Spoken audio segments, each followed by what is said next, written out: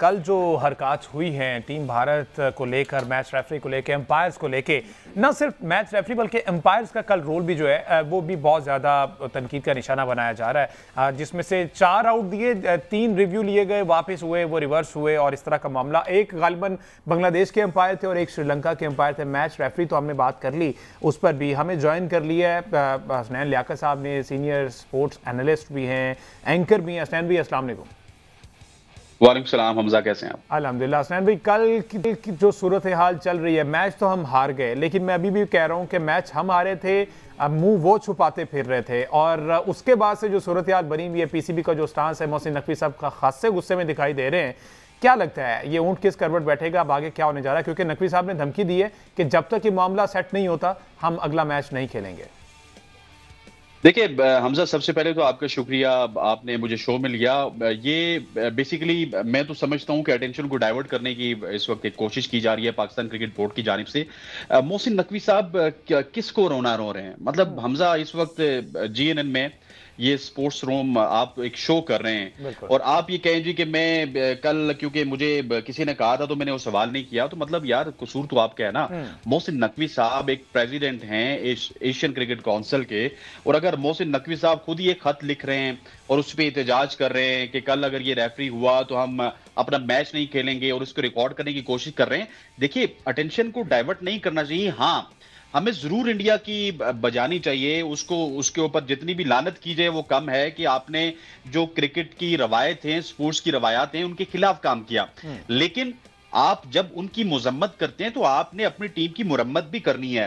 2022 से लेके 2025 तक 3 साल हो चुके हैं। ये सालाना एक बेइज्जती प्रोग्राम होता है और होता चला आ रहा है, और आगे अगर आपने अपने किबले को दुरुस्त ना किया तो ये होता चला जाएगा। क्यों? क्योंकि आपने हमें एक वो क्या कहते हो तो ट्रक की बत्ती के पीछे लगाया हुआ है कि यूएई के खिलाफ हमारी सीरीज हो गई, अफगानिस्तान के खिलाफ हमारी सीरीज हो गई, श्रीलंका के खिलाफ हमारी सीरीज होगी, बांग्लादेश के खिलाफ हमारी सीरीज होगी। वो अब जीत के जाते हैं, हमें पता चलता है नहीं वर्ल्ड कप से पहले और एशिया कप से पहले, मतलब हमें तो पहले ही पता होता है। लेकिन मैं अपनी अवाम की बात करूं, हमारा मोमेंटम बड़ा अच्छा है। हमने अफगानिस्तान को हरा दिया, हमने श्रीलंका को हरा दिया, हमने बांग्लादेश को हरा दिया, और वहां पे जाके हमें बड़ी टीम्स के खिलाफ चोना लग जाता है। सो खुदारा अपने किबले को दुरुस्त कीजिए। ये जो सिफारिशी कल्चर है, ये जो फ्रेंचाइज के प्लेयर्स को अकोमोडेट करना है ना पाकिस्तान क्रिकेट टीम में, मसला यहां से बिगड़ा है कि हर फ्रेंचाइज से एक दो प्लेयर्स को आपने पाकिस्तान टीम में रखना है, नहीं तो वो फ्रेंचाइज ओनर नाराज हो जाते हैं। वो करोड़ों या अरबों रुपए जो लगाते हैं पाकिस्तान क्रिकेट बोर्ड के ऊपर, वो नहीं लगाते। आपने पहले अपना किबला दुरुस्त करना है, उसके बाद ये जो वर्ल्ड वाइड या फिर एशिया के ऊपर जो आपकी हुक्मरानी के ख्वाब है ना, जो आप देख रहे हैं कि इंडिया हुक्मरान नहीं है, आप हुक्मरान हैं, वो भी ठीक हो जाएंगे। जो आपके साथ ज्यादतियां हो रही हैं वो भी ठीक हो जाएंगी। मुझे याद है 2022 में मेरे ही चैनल में विक्रांत गुप्ता 2023 के एशिया कप में वो ये कह रहे थे कि पाकिस्तान की टीम बदली हुई टीम है। क्यों?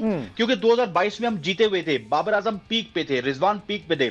जब आप जीतते हैं तो सब लोग आपकी तारीफ करेंगे, चाहे इंडिया है, चाहे बीसीसीआई है, या फिर चाहे इंग्लैंड है या ऑस्ट्रेलिया है। लेकिन जब आप इस तरह से मिनोज के साथ क्रिकेट खेलेंगे, जीतेंगे, दुनिया को पता चल जाएगा कि आप टॉप टियर की टीम नहीं रहे हैं, तो वो आपकी बात नहीं मानेंगे, वो बीसीसीआई की डिक्टेशन को मानेंगे, और वो यही कर रही है दुनिया इस वक्त। अच्छा हसनैन भाई, छोड़े ना, परफॉर्मेंस तो ठीक है, इस पर ऑब्वियसली हमें बहुत बड़े सवालिया निशान हैं और हमें इन पे एतराज़ है, उस पर तो होना चाहिए। लेकिन अब ये जो स्टांस ले बैठे हैं कि जब तक वो नहीं जाएगा हम अगला मैच नहीं खेलेंगे, हम बायकॉट कर देंगे, लेकिन ये तो खासी सीरियस बात है ना। अब इसको तो हम अपनी वो गलती छुपाने के जुमरे में नहीं ला सकते। अब आगे हो क्या सकता है? नकवी साहब कहते हैं कि रेफरी चूंकि आईसीसी का है तो इसलिए हमने आईसीसी को एड्रेस किया, आईसीसी को खत लिखा है, क्योंकि रेफरीज और एम्पायर्स डायरेक्ट रिपोर्ट करते हैं आईसीसी को, वहां पर बैठे हुए जय शाह। तो ये मामला समझ आता है कि अब पाकिस्तान जो है वो इस स्टांस पर कायम रह सकेगा या फिर पाकिस्तान को अगला मैच खेलना पड़ेगा? रूल्स क्या कहते हैं वैसे? देखिए, जो नकवी साहब का एक ट्रैक रिकॉर्ड है, देखिए नकवी साहब की जो टीम हार रही है उसके ऊपर मैंने पिछले सवाल के जवाब में कह भी दिया, आपने कहा जी छोड़ देते हैं, मैं उस मामले को छोड़ देता हूं। हम हारे हैं, नकवी साहब के एक दो स्टांस, हाँ, एक दो स्टार्स हमजा ऐसे हैं जो कि नकवी साहब ने उसको फुलफिल भी किया है। जिस तरह से अगर इंडिया पाकिस्तान नहीं आ सकता तो हम इंडिया नहीं जा सकते।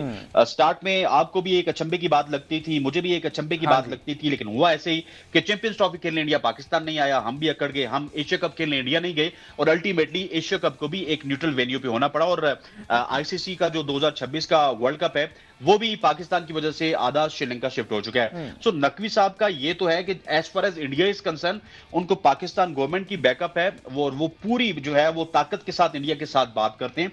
और ये जो स्टांस है, अगर इनके कहने पे रेफरी को चेंज ना किया गया तो मैं आपको बता रहा हूं कि पाकिस्तान अगले मैचेस में हिस्सा नहीं लेगा। पाकिस्तान अगर अगले मैचेस में हिस्सा नहीं लेगा तो ये इंडिया के लिए बहुत बड़ा खतरा है। वो कल जो सूर्या कुमार यादव नरेंद्र मोदी बनने की कोशिश कर रहे थे ना, वो आके कह रहे थे जी कि हम ये पहलगाम के जो विक्टिम्स हैं हम ये उनको डेडिकेट करते।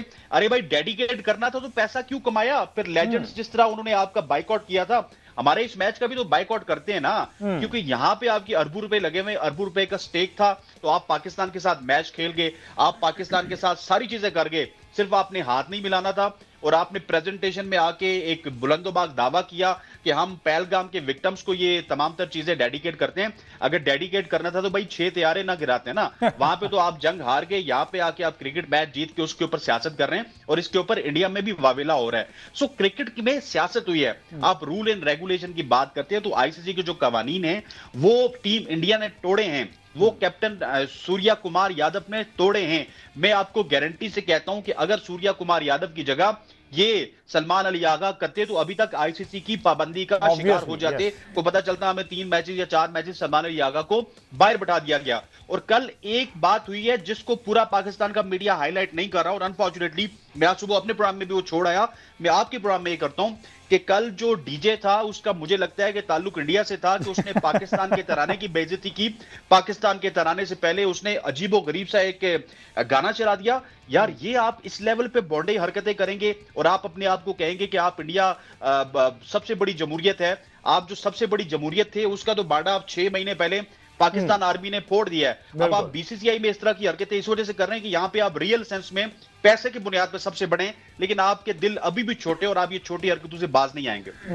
अच्छा अहमद सईद साहब, आपको भी शामिल गुफ्तगू करते हैं। जी तज़किरा हुआ है, मुझे इसमें एक बात ऐड कर लेने ने। मुझे सिर्फ ये बताइए, सूर्या कुमार यादव साहब जिनको ठीक उन्होंने हसनैन भाई ने कहा कि नरेंद्र मोदी की चाइना कॉपी बनने की कोशिश कर रहे थे, वो फिर क्या बना पहलगाम की तहकीकात का? वो जो तहकीकात का ववेला आप मचाते थे उसमें से क्या निकाला फिर आपने? क्या हुआ वो जो पहलगाम में आपने इल्जाम लगाया कि जी हम इसकी इंटेलिजेंस तहकीकात कराएंगे बाहर से, क्या बना उसका? फिर क्या रिपोर्ट आई उसकी? कहाँ गया वो?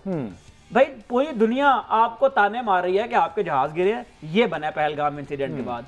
पूरी दुनिया आपको ताने मार रही है कि ग्राउंड बैटल आप आ रहे हैं। पूरी दुनिया आपको ताने मार रही है कि जो डिप्लोमेटिक आपका हशर हो रहा है ना इस वक्त दुनिया में, ये बनवाया आपने पहलगाम के मामले की तहकीकात का, और आप उसको डेडिकेट कर रहे हैं क्रिकेट के मैच से। हाँ। मतलब ये कौन सी बचगाना हरकत है? ये क्या जहनीयत है? और ये बंदा जो है वो इंडिया की टीम का कप्तान है जो वहां बैठ के प्रेस कॉन्फ्रेंस में ये बात कर रहा है। तो पहलगाम कहां से, फिर क्या निकाला आपने पहलगाम में से? रुसवाई तो आपकी पूरी दुनिया में हुई है। हाँ। और ट्वीट्स कर रहे हैं उसको, क्रिकेट का मैच को आप डेडिकेट कर रहे हैं पहलगाम। यस और ट्वीट्स कर रहे हैं कि ये जो विक्ट्री है ये आर्म्ड फोर्सेस के हम नाम करते हैं, तो अगर इस तरह से आपने आर्म्ड फोर्सेस को ट्रिब्यूट करना है तो फिर ये तो हम आपको मौके देते रहेंगे, क्योंकि जिस तरह की क्रिकेट हमारी है। बहरहाल हसनैन भाई अब थोड़ी सी क्रिकेट पे बात कर ली जाए, क्योंकि जंग तो आप हमें हरा नहीं सकते, मैच हरा लें खैर है, वो हम पहले भी हार जाते तो कोई मसला नहीं, इसमें देखना पड़ेगा। मैं आपको बताऊं मैच भी शुक्र करें कि हम हार गए हैं। हाँ। अगर खुदा ना खास्ता मैच में जीत जाते ना आपसे तो आपको लाख पता जाता, आपका इंडिया जाना मुश्किल हो जाना था। आप इंडिया तो छोड़ें, आपको दुबई में जितने इंडियन वहां बैठे हुए हैं ना, उन्होंने आपको पकड़ लेना था। ये आपके साथ हो रहा है। असल में आप डर गए हैं। आप डरे सिर्फ इस बात से हैं कि जो पिछले 3 दिनों में इंडियन मीडिया ने आपके साथ किया है ना, मोहसिन नकवी का हैंडशेक करने के बाद, उसके बाद पूरी औकात आपके सामने आ गई है कि आप जो है ना सिर्फ और सिर्फ 4 चैनल मालकान के इशारे पे नाच रहे हैं इस वक्त दुबई में। वरना इतनी हिम्मत आपकी होती है तो आप बाइकआउट करते। और अगर आप अभी भी ये समझते हैं ना कि आपको बहुत बड़ी जमहूरियत है, बहुत बड़ा, आपने कहां गया वो सेकुलर इंडिया का दावा? कहां गए वो सारे जो इनक्रेडिबल इंडिया के आप नारे मारते थे? बिल्कुल ठीक है। क्यों नहीं आपको इंटरनेशनल कम्युनिटी जो है मुंह लगा रही है?